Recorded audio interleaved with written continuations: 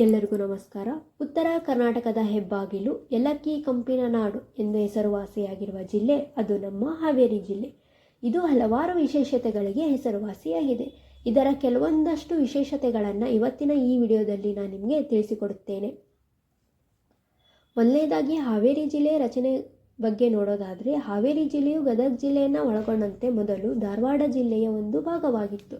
ನಂತರ ಧಾರವಾಡ ಜಿಲ್ಲೆಯಿಂದ ವಿಭಜಿಸಲ್ಪಟ್ಟು 1997ರಂದು ಹೊಸ ಜಿಲ್ಲೆಯಾಗಿ ಅಸ್ತಿತ್ವಕ್ಕೆ ಬಂದಿತು. ಹಾವೇರಿ ಜಿಲ್ಲೆಯು ಕರ್ನಾಟಕ ರಾಜ್ಯದ ಮಧ್ಯಭಾಗದಲ್ಲಿ ಇರುವುದರಿಂದ ಇದನ್ನು ಕರ್ನಾಟಕದ ಹೃದಯ ಭಾಗ ಎಂದು ಗುರುತಿಸಲಾಗುತ್ತದೆ. ಇನ್ನು ಹಾವೇರಿ ಜಿಲ್ಲೆಯ ಕೆಲವೊಂದು ವಿಶೇಷತೆಗಳ ಬಗ್ಗೆ ನಾವು ನೋಡೋದಾದರೆ, ಪ್ರಪಂಚದಲ್ಲಿಯೇ ಮೊದಲನೆಯ ಜನಪದ ವಿಶ್ವವಿದ್ಯಾಲಯ ಇರುವುದು ನಮ್ಮ ಹಾವೇರಿ ಜಿಲ್ಲೆಯ ಶಿಗ್ಗಾವಿನಲ್ಲಿ. ಇನ್ನು ದೇಶ ವಿದೇಶದೆಲ್ಲೆಡೆ ಸದ್ದು ಮಾಡಿದಂತಹ ಬ್ಯಾಡಗಿ ಮೆಣಸಿನಕಾಯಿ ಇರುವುದು ಸಹ ಹಾವೇರಿ ಜಿಲ್ಲೆಯ ಬ್ಯಾಡಗಿಯಲ್ಲಿ. ಇದು ಏಷ್ಯಾದ 2ನೇ ಅತಿ ದೊಡ್ಡ ಮೆಣಸಿನಕಾಯಿ ಮಾರುಕಟ್ಟೆ ಎಂದು ಸಹ ಹೆಸರುವಾಸಿಯಾಗಿದೆ. ಸುಮಾರು 5,000 ವರ್ಷಗಳ ಇತಿಹಾಸ ಹೊಂದಿದಂತಹ 3 ದೊಡ್ಡ ಹುಣಸೆ ಮರ ಇರುವುದು ಸಹ ಹಾವೇರಿ ಜಿಲ್ಲೆಯ ಸವಣೂರಿನಲ್ಲಿ. ಕರ್ನಾಟಕದ ಏಕೈಕ ಕೃಷ್ಣ ಮೃಗ ವನ್ಯಜೀವಿಧಾಮ ಇರುವುದು ನಮ್ಮ ಹಾವೇರಿ ಜಿಲ್ಲೆಯ ರಾಣೆಬೆನ್ನೂರಿನಲ್ಲಿ. ಬಿಳಿ ಚಿನ್ನ ಅಂದರೆ ಅಕ್ಕಿಗೆ ಹೆಸರಾದಂತಹ ರಾಣೆಬೆನ್ನೂರು ಕೃಷಿ ಮಾರುಕಟ್ಟೆ ಇಡೀ ಕರ್ನಾಟಕದಲ್ಲಿಯೇ ಹೆಸರುವಾಸಿಯಾಗಿದೆ. ಕರ್ನಾಟಕದ ಏಕೈಕ ನವಿಲು ಅಭಯಾರಣ್ಯ ಇರುವುದು ಹಾವೇರಿ ಜಿಲ್ಲೆಯ ಬಂಕಾಪುರದಲ್ಲಿ. ಮಗದ ಮಾಸೂರಿನಂತಹ ಹೆಸರಾಂತ ಸಿಹಿ ನೀರಿನ ಕೆರೆ ಇರುವುದು ಸಹ ಹಾವೇರಿ ಜಿಲ್ಲೆಯಲ್ಲಿಯೇ.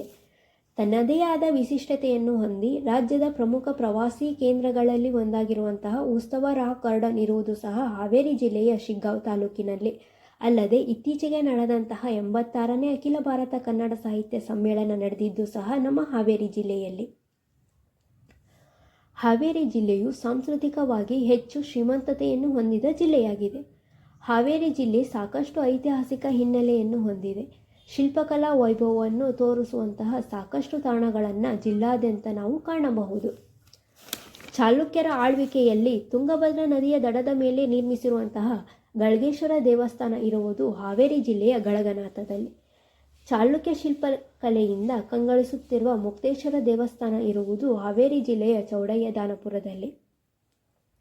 ಕಲ್ಯಾಣ ಚಾಲುಕ್ಯರ 6ನೇ ವಿಕ್ರಮಾದಿತ್ಯನ ಕಾಲದಲ್ಲಿ ನಿರ್ಮಿಸಲ್ಪಟ್ಟಂತಹ ಶ್ರೀ ಪುರಸಿದ್ದೇಶ್ವರ ದೇವಾಲಯ ಇರುವುದು ಹಾವೇರಿ ಜಿಲ್ಲೆಯಲ್ಲಿ.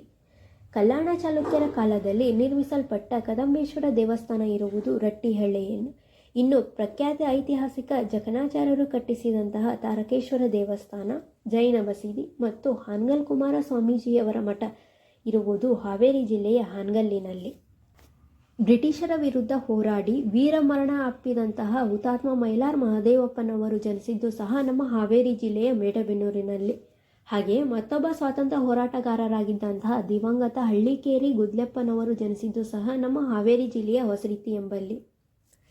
19ನೇ ಶತಮಾನದ ಸಮಾಜ ಸುಧಾರಕರು ಮತ್ತು ತತ್ವ ಪದಗಳ ರೂವಾರಿಯಾದಂತಹ ಸಂತ ಶಿಶುನಾಳ ಶರೀಫರು, ಭಕ್ತಿ ಪಂಥದ ಮುಖ್ಯ ಹರಿದಾಸರಲ್ಲಿ ಒಬ್ಬರಾದಂತಹ ಕನಕದಾಸರು, ಪ್ರಸಿದ್ಧ ವಚನಕಾರರಾದಂತಹ ಅಂಬಿಗರ ಚೌಡಯ್ಯನವರು, ತ್ರಿಪದಿಗಳ ಬ್ರಹ್ಮನೆಂದು ಪ್ರಖ್ಯಾತಿ ಪಡೆದಿರುವಂತಹ ಸರ್ವಜ್ಞನು, ಹಾನಗಲ್ ಕುಮಾರ ಶಿವಯೋಗಿಗಳು, ಕಾದಂಬರಿಗಳ ಪಿತಾಮಹನೆಂದು ಹೆಸರುವಾಸಿಯಾದಂತಹ ಗಳಗನಾಥರು, ಗಾನಯೋಗಿ ಪಂಚಾಕ್ಷರಿ ಗವಾಯಿಗಳು, ಕನ್ನಡಕ್ಕೆ 5ನೇ ಜ್ಞಾನಪೀಠ ಪ್ರಶಸ್ತಿಯನ್ನು ತಂದುಕೊಟ್ಟಂತಹ ವಿಕ್ರು ಗೋಕಾಕರು ಮುಂತಾದ ಮಹನೀಯರು ಜನಿಸಿದ್ದು ಕೂಡ ನಮ್ಮ ಹಾವೇರಿ ಜಿಲ್ಲೆಯಲ್ಲಿ. ಹಾಗೆಯೇ